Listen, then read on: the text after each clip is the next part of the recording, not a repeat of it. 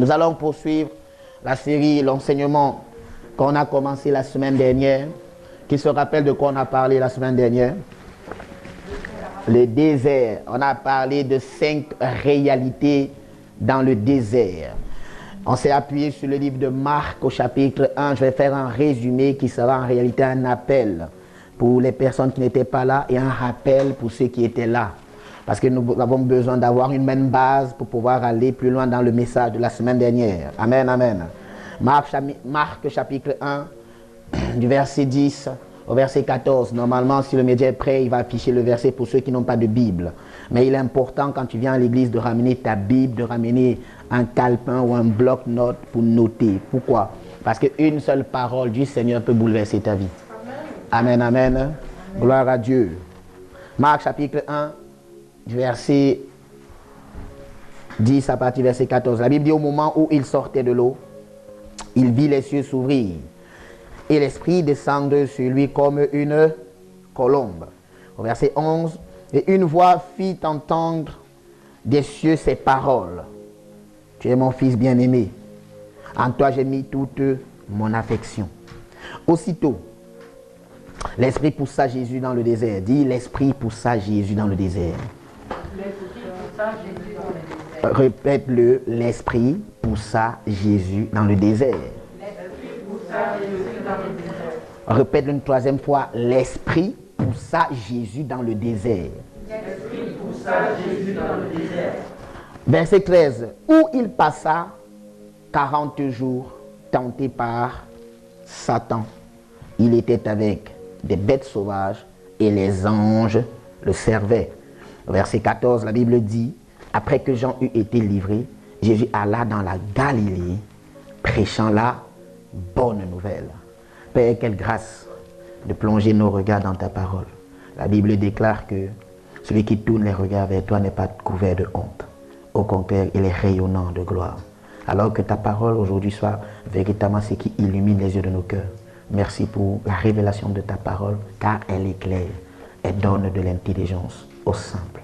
Reçois la gloire au nom de Jésus le Christ. Amen. Si je fais donc un petit résumé de ce dont on a parlé avant de poursuivre dans l'enseignement de ce matin, nous avons parlé de l'importance pour le chrétien de vivre le désert. Je voudrais que le chrétien réalise que le désert, en fait, lorsque tu le vis, tu ne dois pas en fait y voir une situation d'échec ou une situation de fin du monde. Non. Pourquoi? Parce que si tu es chrétien, tout comme l'Esprit a poussé Jésus dans le désert, c'est possible que le Saint-Esprit aussi te demande d'aller dans le désert. Alléluia. Il est important de comprendre ça. C'est très essentiel. On a également dit, bien aimé, que lorsque tu vas dans le désert, dis-toi qu'il y aura toujours ce qu'on appelle un changement. Pourquoi? Parce que celui qui rentre dans le désert n'est pas celui qui sortira du désert. J'ai expliqué que c'est Jésus qui est allé dans le désert. Jésus qui veut dire sauveur. Mais celui qui est sorti du désert, c'est Christ. C'est-à-dire Jésus-Christ, et Christ qui veut dire oint. Donc Jésus est allé recevoir son onction dans le désert. Ça veut dire qu'il y a des situations difficiles de ta vie. Lorsque tu rentres dans ces situations-là, tu n'en sortiras pas tel que tu es entré. Pourquoi? Parce que tu sortiras avec une expérience que d'autres n'auront pas. Est-ce que quelqu'un comprend de quoi je parle? Est-ce que quelqu'un m'entend ce matin? Il est important que tu restes connecté. Lorsque tu rentres dans le désert, bien-aimé, c'est peut-être Caïs qui est entré dans le désert, mais c'est Caïs, fils de Dieu, qui sortira du désert. Amen. Alléluia. Ne reste pas banal, ne te plains pas d'entrer dans le désert. Parfois, le désert est nécessaire et capital dans ta vie. Amen, amen. On a vu également qu'il y avait 2 raisons principales pour lesquelles le chrétien pouvait aller dans le désert. La première, c'était à cause de nos propres choix. Amen. Tu fais tes propres choix, ça t'amène dans des situations compliquées. La seule chose à faire à ce moment-là, c'est quoi? C'est te repentir. C'est dire à Dieu: pardonne-moi pour ce que j'ai fait. Je t'en supplie, ne prolonge pas mon séjour dans le désert. Amen. Et c'est ce que le peuple d'Israël n'a pas été capable de faire. Dieu, quand il a poussé le peuple d'Israël dans le désert, c'était censé durer combien de temps? 40 jours. Mais ils sont restés combien d'années? 42 ans pratiquement. Pourquoi? Parce qu'ils n'ont pas eu la présence d'esprit de se repentir, de demander pardon à Dieu. Dans le désert, ils ont fait que se plaindre, ils ont fait que murmurer. Et ça, c'est ce que nous vivons également en tant que chrétiens, en tant qu'enfants de Dieu. Tu vis une situation compliquée, Tu réagis comme le monde, tu réagis comme un païen, tu te plains, tu te lamentes. Frère, j'ai dit dans la Bible, il y a un seul qui écrit le livre de lamentation, il s'appelle Jérémie. Est-ce que tu t'appelles Jérémie? Voilà, donc ça veut dire que tu ne dois pas être dans la lamentation. Dis à ton voisin, c'est fini les lamentations. Alléluia. Amen, amen. Il est important qu'on comprenne cela. Bien-aimé, on a également dit que la deuxième raison pour laquelle tu pouvais aller dans le désert, c'est lorsque Dieu t'y emmène. Je t'assure, lorsque tu es conduit par Dieu, selon le livre de Romains que j'avais lu la semaine dernière, Romains chapitre 8 au verset 14, la Bible dit tous ceux qui sont appelés fils de Dieu sont appelés à être conduits par l'Esprit de Dieu. Et je t'assure que la plupart du temps, le Saint-Esprit ne t'amènera pas toujours là où tu t'y attends. Tu aimerais qu'il ne t'amène pas là où il y a des ronces, là où il y a des piquants, là où il pleut, là où il y a de la boue. Tu aimerais qu'il t'amène là où tout est beau, tout est rose. Je t'assure que quelquefois, le Saint-Esprit t'amène justement là où tu ne t'y attends pas. Parce que je t'ai expliqué que quelquefois, si Dieu ne te surprend plus, c'est qu'il n'y en a que Dieu dans ta vie.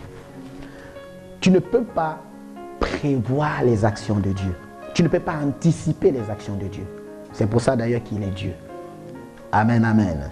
Et donc lorsque le Saint-Esprit t'amène véritablement dans le désert, lorsqu'il te conduit, je t'assure que le but pour lequel tu es entré, c'est pour que tu sois véritablement non seulement en fait quelqu'un qui rencontre Dieu. Deuxièmement, tu ne seras jamais le dernier. Pourquoi à ton avis tu ne seras jamais le dernier? Parce que dans le désert, tu as un seul élève, c'est toi. Il n'y a pas deux, il n'y a pas trois élèves, c'est toi. Donc tu ne seras jamais dernier, tu seras toujours le premier. Et tu as un seul professeur particulier, Dieu lui-même qui va t'enseigner. Amen, amen. Voilà pourquoi une fois j'ai prêché, j'ai dit il y a des situations pour lesquelles parfois tu n'as pas besoin que quelqu'un d'autre en fait te coach. Tu as besoin que ce soit Dieu lui-même qui te coach. Alléluia. Amen, amen. Pourquoi? Parce que la façon dont Dieu agit dans la vie du frère ne détermine en rien ce qu'il va faire dans ta vie. Chacun a son histoire avec Dieu. Chacun a son parcours avec Dieu. Amen, amen. Est-ce que ça va? J'ai également dit réellement que, bien aimé, le désert était nécessaire et indispensable. Amen. Voilà. Ce matin, je voudrais parler de la deuxième réalité. La première réalité, je n'ai pas donné dans le titre pour ceux qui étaient là. J'ai dit que dans le désert, on ne perd jamais. On gagne toujours. Amen. Dans le désert, il y a une deuxième réalité que tu dois pouvoir prendre en considération. C'est quoi? C'est que dans le désert, Dieu t'a préparé le plus beau de tes rendez-vous. Un rendez-vous avec le diable. Oh, pasteur, qu'est-ce que tu racontes? Un rendez-vous avec le diable, c'est le plus beau des rendez-vous de ma vie. Lui, Dieu t'a préparé un rendez-vous avec l'ennemi. Amen, amen. Luc chapitre 4, versets 1 à 2. Le titre de cette deuxième partie, c'est « Dans le désert, Dieu t'a préparé un rendez-vous avec l'ennemi, avec le diable, avec Satan, avec le menteur, avec l'accusateur. » Tous les noms que tu peux lui donner en heure, c'est lui. Amen. Luc chapitre 4, verset 1 à 2. La Bible dit Jésus, comment? Rempli du Saint-Esprit, revint du Jourdain et il fut conduit par l'Esprit dans le désert. Verset 2. Qu'est-ce que la Bible dit? Où il fut tenté par qui? Par le pasteur. Il fut tenté par qui? Par Caïs. Il fut tenté par qui? Il fut tenté par le diable. Dans le désert, Dieu a orchestré ton mouvement du confort de ta vie vers le désert pour te faire rencontrer l'opposition qu'on appelle l'ennemi, dans le but de te faire gagner quelque chose. Alléluia. Aujourd'hui, le problème des chrétiens, c'est que le nom du diable est quasiment aussi souvent cité dans leur vie que le nom de Dieu. Mais le problème, c'est que quand ils citent le nom du diable, beaucoup parlent du diable de loin, mais n'ont pas le cœur pour accepter rencontrer le diable un jour. Mais je t'annonce en exclusivité mondiale. Si tu es chrétien, tu rencontreras le diable un jour sur ton chemin. J'ai dit, si tu es chrétien, né de nouveau, sauvé, tu rencontreras tôt ou tard le diable à un moment donné de ton parcours. Je répète encore, parce que peut-être tu ne me crois pas. Tu veux peut-être que tu dis, non, t'inquiète, tout est beau, tu ne vas jamais... Non. J'ai dit, si tu es chrétien, à un moment donné, tu auras rendez-vous avec l'ennemi. Tu auras rendez-vous avec le diable. Tu auras ce rendez-vous-là. Amen. Est-ce que quelqu'un comprend de quoi je parle? Il se trouve dans ton chemin. sur ton chemin. C'est comme si, bien aimé, beaucoup de chrétiens, ils ont peur du diable. Ils ne veulent pas le croiser. Ils ne veulent pas l'affronter. Ils ne veulent pas aller à sa rencontre, frère. Jésus n'a pas eu peur d'aller dans le désert. Parce que quand Jésus allait, j'ai compris par là que le diable savait où il devait trouver Jésus. Ça veut dire que quoi qu'il arrive, bien aimé, le diable saura à un moment donné où te trouver.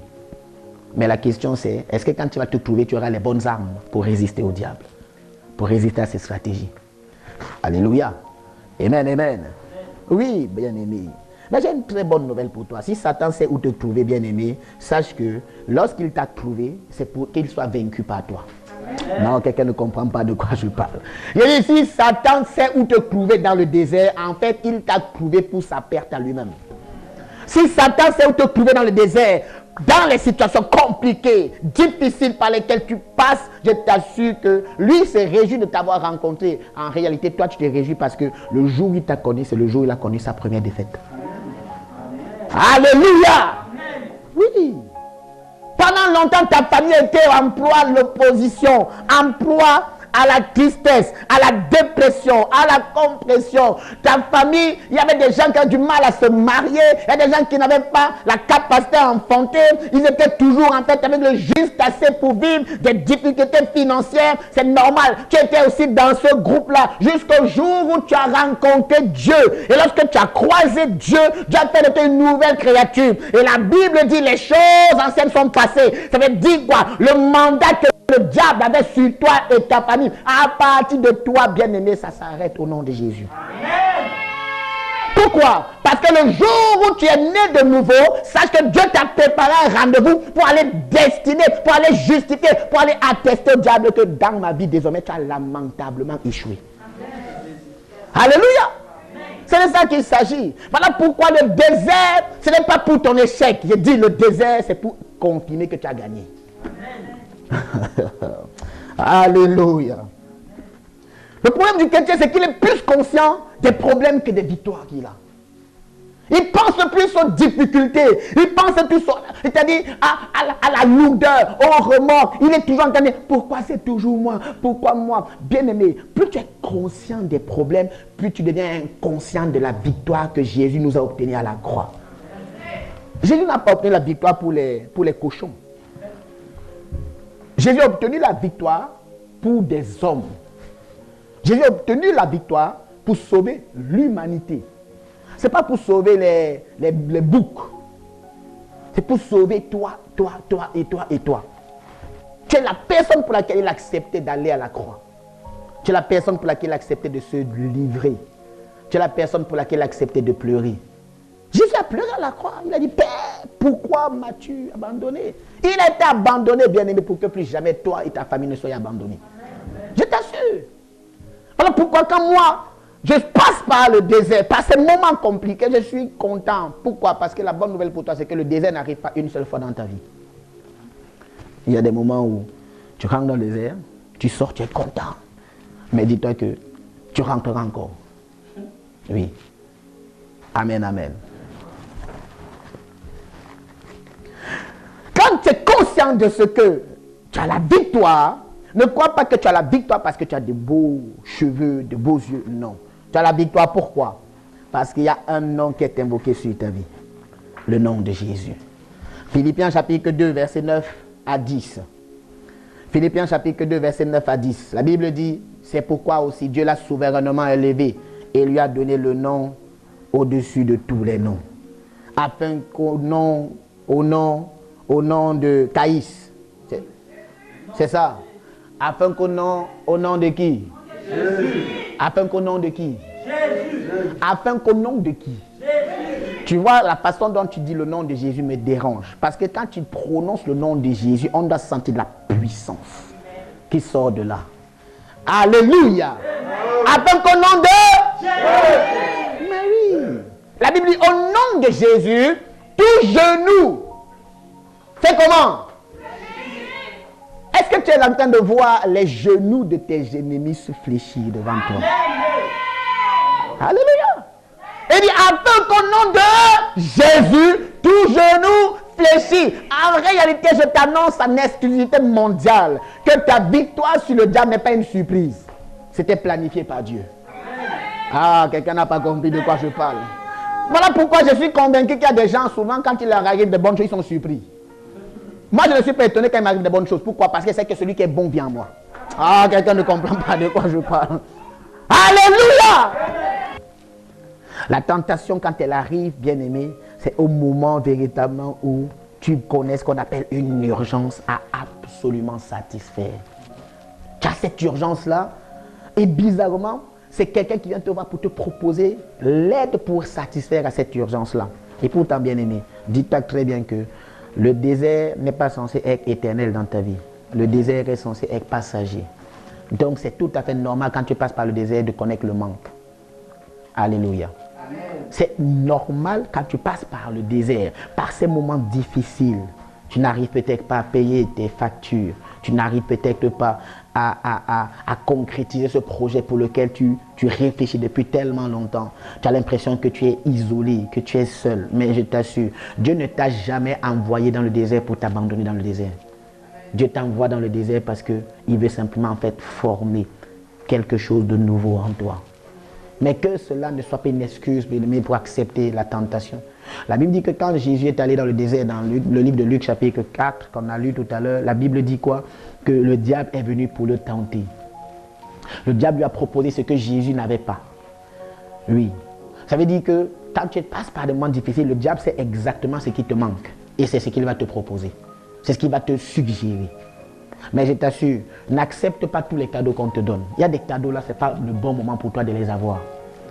Alléluia. Oui. Il y a des cadeaux là, ce n'est pas les bons moments de les avoir. Donc ne les accepte pas. Ne les prends pas.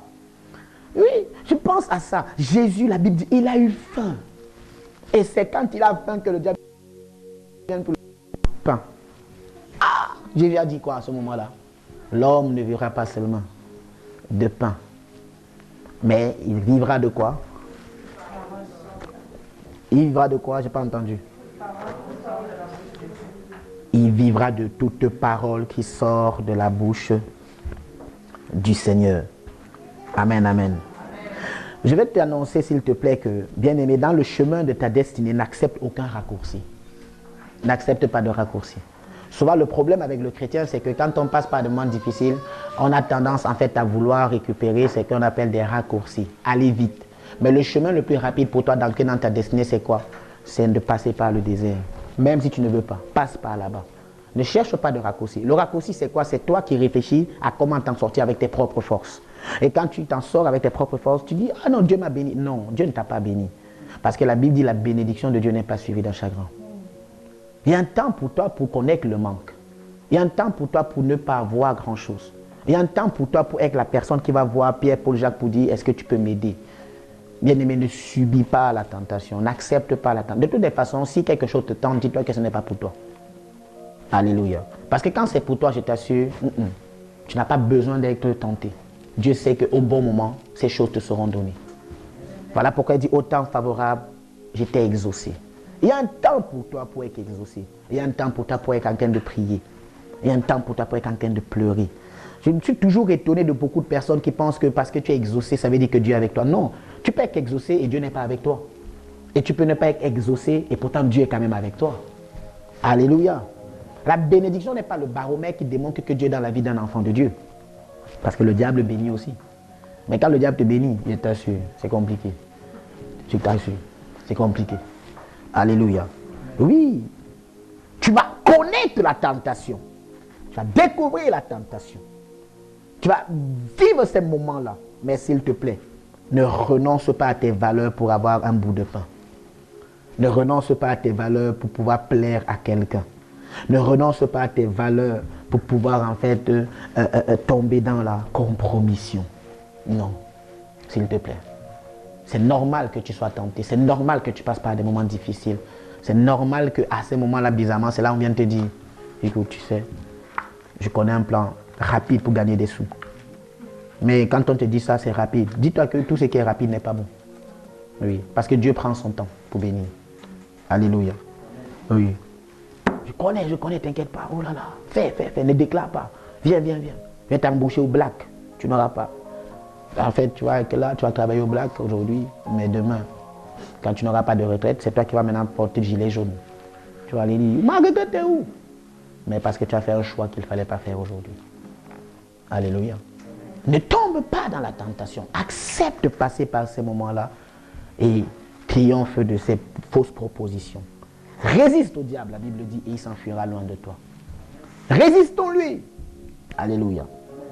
Je suis étonné souvent que, à cause de la difficulté, à cause du manque, beaucoup de personnes tombent dans la compromission au point de vendre leur âme, parfois même pour leur famille. Je t'assure que, bien aimé, tous les sacrifices parfois que tu as fait pour la famille, tu vas vendre ton âme, tu vas renoncer à des choses pour ta propre famille. Pour ceux, par exemple, qui ont des familles en Afrique, ils ne savent même pas comment tu fais pour gagner tes sous ici. Ils ne savent même pas le prix à payer. Tu te lèves tous les matins à des heures incroyables. Lui, il ronfle à l'aise. Pour qu'aujourd'hui, il vienne te dire, tu n'as pas assez fait pour moi. Tu as fait même quoi pour moi? Tu m'as même donné quoi?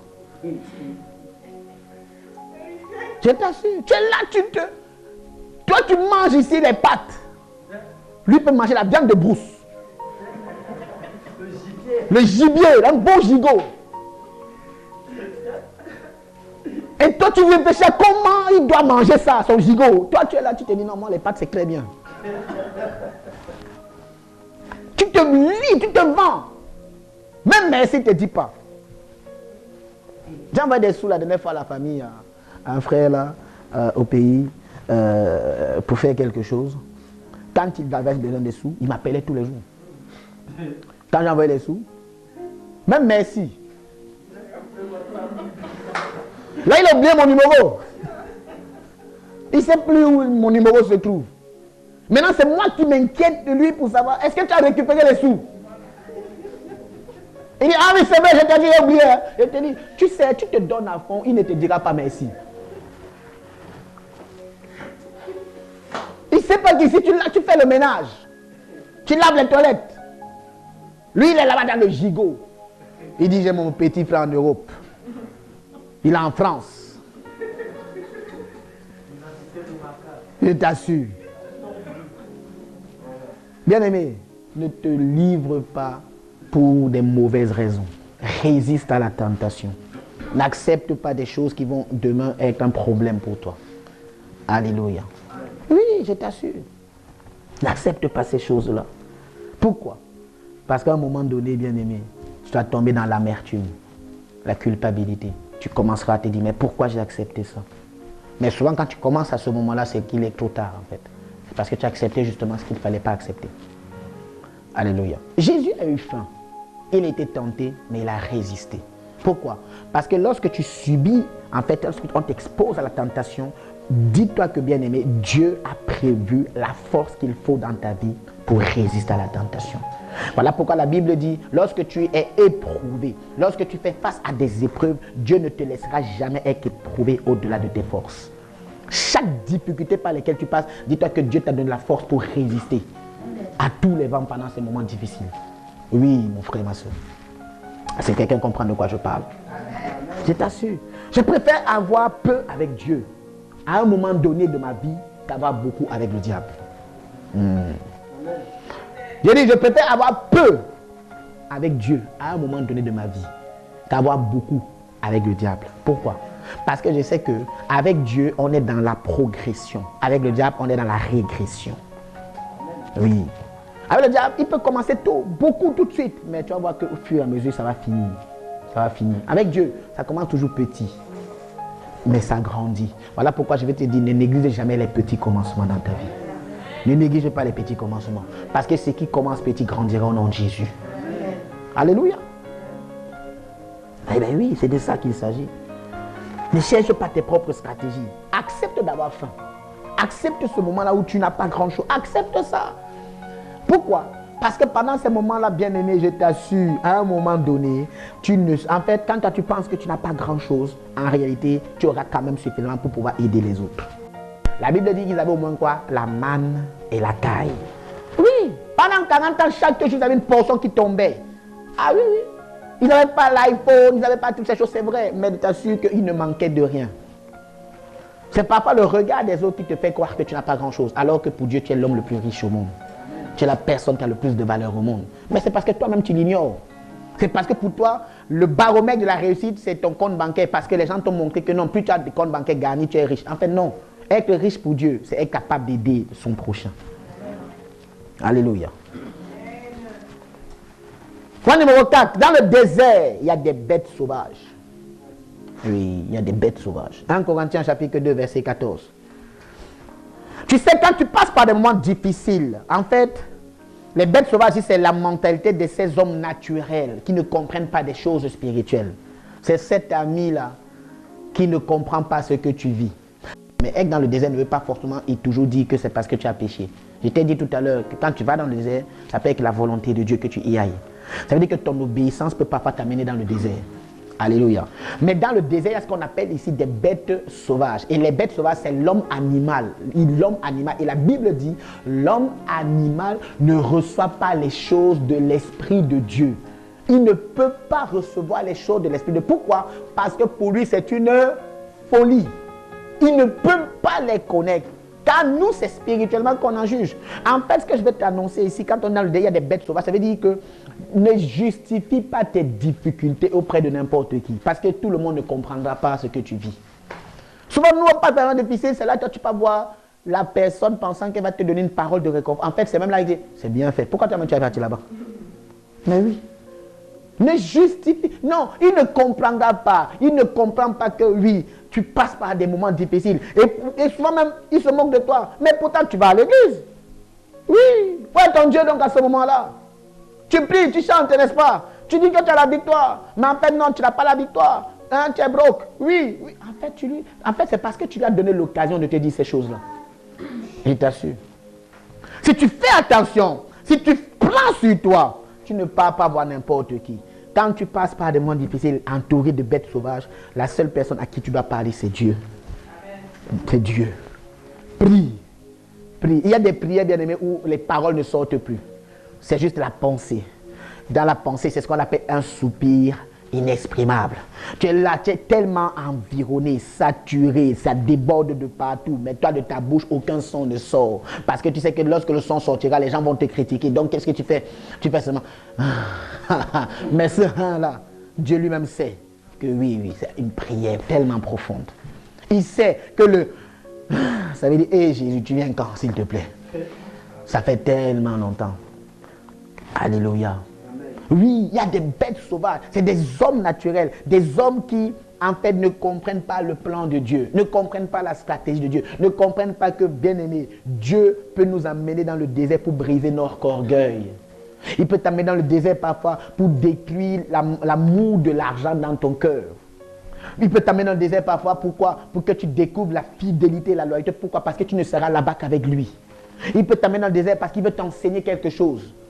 Et toi, tu peux te plaindre auprès de n'importe qui, des bêtes sauvages, des hommes naturels qui ne comprennent pas la stratégie de Dieu. Et lui, au lieu de t'encourager, t'enfonce.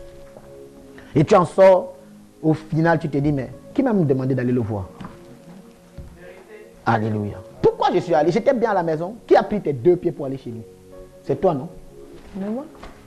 C'est nous-mêmes parfois, on se met en difficulté. Nous-mêmes parfois, on s'expose à des moments extrêmement difficiles, pensant en réalité qu'on n'a pas grand-chose, alors que Dieu a déjà prévu des choses pour nous.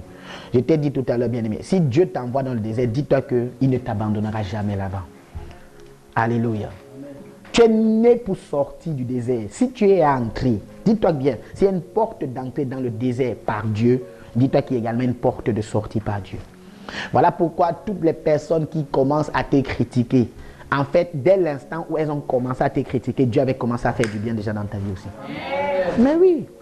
Tu n'as pas jamais remarqué que la plupart des gens qu'on critique trop, souvent des choses extraordinaires arrivent. Quand il parle des gens qu'on critique trop, c'est-à-dire tu critiques injustement. Il n'a rien fait, tu dis qu'il a fait. Il n'a rien touché, tu dis, oh, moi, je l'ai vu toucher. Tu ne l'as jamais vu toucher.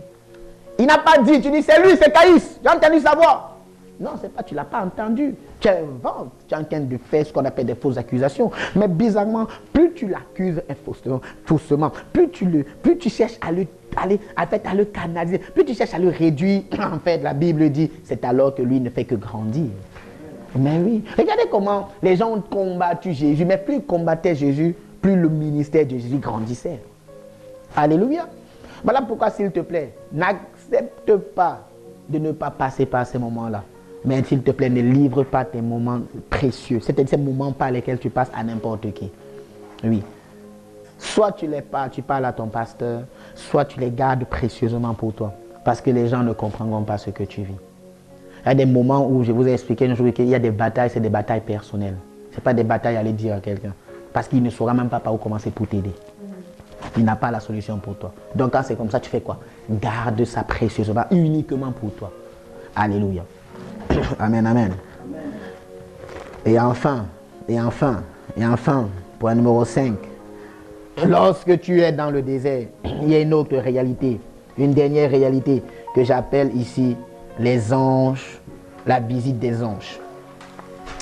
Dans le désert, tu es visité par des anges. Dans le désert, tu es visité par des anges. Si Dieu te pousse dans le désert, sache qu'il te nourrira aussi dans le désert. Alléluia. Amen, amen. Mais oui. Dans le désert de ta vie, les moments les plus difficiles où tu manques de quelque chose, dis-toi que c'est la première chose que Dieu va venir satisfaire dans ta vie quand tu sortiras du désert. Dans le désert, qu'est-ce que tu as le plus souffert? De quoi tu as eu le plus besoin? Est-ce que c'était un mariage? Quand tu sors de là, bien-aimé, vainqueur, je t'assure que Dieu a déjà prévu un époux ou une épouse pour toi. Lorsque tu passes par le désert et que tu passes par ces moments difficiles, est-ce financier? Quand tu rentres dans le désert, tu obéis au principe de Dieu. Dieu a déjà prévu également une porte ouverte pour la finance dans ta vie au nom de Jésus. Pourquoi? Parce que la Bible dit, quand on a lu le livre de Luc et de Marc, qu'on a lu le texte de base, la Bible dit quoi? Les anges de Dieu le servaient. Les anges le servaient. Ça veut dire que les anges prenaient soin de lui. Ils prenaient soin de Jésus. Ils prenaient soin de toi en réalité. Ils prennent soin de toi. Voilà pourquoi, s'il te plaît, quand la nourriture te manque, c'est-à-dire la nourriture de la terre, quand tu te contentes juste d'imaginer des plats qui sont terrestres, en fait, dis-toi que Dieu a déjà envoyé la nourriture du ciel aussi pour toi. Alléluia. Oui, c'est de ça qu'il s'agit. C'est comme ça. Accepte de passer par ces moments-là, par ce désert-là. Accepte de vivre cette étape de ta vie. La Bible dit de David, c'est lui qui le déclare dans le psaume, dans le livre des psaumes. Il dit, quand je marche dans la vallée de l'ombre de la mort, je ne crains aucun mal. Pourquoi? Parce que ta houlette et ton bâton me rassurent. Dieu sera toujours là pour te rassurer. Il est fier de t'envoyer dans le désert. Mais il est fier aussi de prendre soin dans le désert. Pourquoi? Parce que dans le désert, l'objectif pour lequel Dieu t'envoie là-bas, c'est pour que tu apprennes à lui faire confiance. Pour que tu apprennes à dépendre de lui. Pour que tu apprennes à compter sur lui. Pour que tu apprennes à ne plus compter sur les hommes. La Bible dit malheur à celui qui se confie en l'homme. Il y a beaucoup d'hommes, en fait, bien-aimés, qui, malgré leurs bonnes intentions, ne sont pas les solutions pour nous. Alléluia. Dieu lui-même prendra soin de toi. Voilà pourquoi il a dit, c'est les anges qui viennent te servir. Un homme peut être un ange dans ta vie, mais il faut qu'il vienne de la part de Dieu pour toi.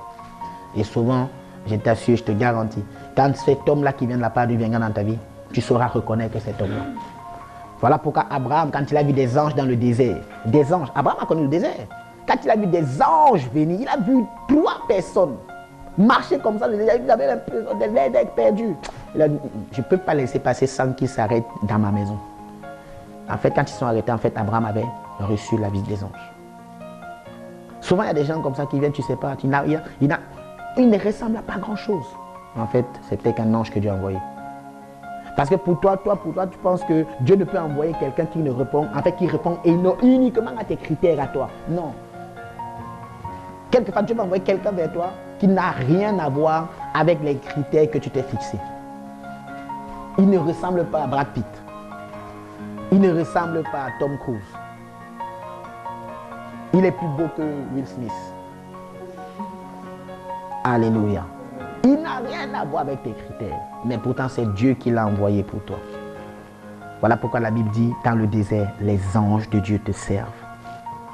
Ça veut dire que Dieu a prévu déjà, dans son plan à Dieu, que ton désert, tu ne seras jamais seul. Tu ne manqueras de rien. Tu auras toujours un peu. Tu auras tout ce qu'il faut. Alléluia. Oui, je t'assure. Je me rappelle, je vous ai souvent raconté cette partie de mon histoire. Cette partie de mon histoire où j'étais fiché à la Banque de France, interdit bancaire. Et t'assure, dans mon fichage Banque de France, j'avais quand même le pain avec l'eau sucrée. C'était suffisant pour moi à ce moment-là. Alléluia. Jusqu'à ce que Dieu me fasse m'en sortir différemment aujourd'hui. Il y a des étapes dans la vie avec Dieu. Il faut passer par ces étapes-là. Alléluia. Ne brûle pas les étapes. Ne te plains pas. Donc, si je termine aujourd'hui en te disant que oui, si je résume les 5 points qu'on a vus depuis la semaine dernière, premier point, dans le désert, dis-toi que tu seras toujours vainqueur. Alléluia. Tu en sortiras toujours victorieux et victorieuse. Alléluia. 2. Dans le désert, qu'est-ce que j'ai dit? Point numéro 2. Allez, regardez vos notes. Dans le désert, point numéro 2. Dieu t'a prévu quoi? Avec le diable. Donc, il ne faut pas paniquer parce que tu rencontres le diable sur ton chemin. C'est tout à fait normal. Tu rencontres le chemin, sur ton chemin, le diable, pour pouvoir démontrer au diable qu'il a lamentablement échoué dans ta vie. Amen, amen. Amen. Amen. Voilà. Point numéro 3, qu'est-ce que j'ai dit encore dans le désert? Regardez vos notes. Point numéro 3. Dans le désert, il y a la tentation. Et dans la tentation, ne tombe pas, ne cède pas. Il faut faire quoi? Il faut résister. Alléluia. Amen, amen. Point numéro 4, je dis dans le désert, qu'est-ce qu'il y a? Il y a les bêtes sauvages, c'est-à-dire des personnes qui sont extrêmement naturelles. Voilà, c'est-à-dire l'homme, c'est des hommes animaux, c'est-à-dire l'homme animal. Ils ne comprennent pas les choses spirituelles. Ils ne comprennent pas pourquoi tu passes par un moment difficile alors que tu es chrétien. Bien aimé, Dieu n'a jamais promis que ça sera facile. Dieu a promis que tout est possible. Alléluia. Amen, amen. Et enfin, point numéro 5 qu'on a vu, c'est quoi dans le désert? Des anges de Dieu te servent. Oui, c'est de ça qu'il s'agit. Voilà pourquoi je t'ai dit là, de pas que parfois, tu vois, tu es là comme ça, tu ne sais pas pourquoi quelqu'un a à cœur de vouloir t'aider. C'est Dieu qui l'a envoyé. Amen, amen. Amen, amen. Et quand il viendra, il n'aura pas forcément l'apparence que toi tu imaginais. Il vient avec les critères de Dieu, pas avec tes critères à toi. Amen, amen. Parce que c'est les critères de Dieu qui comptent, ce n'est pas nos critères. Voilà. Gloire à Dieu. Incline la tête avec moi, nous allons prier.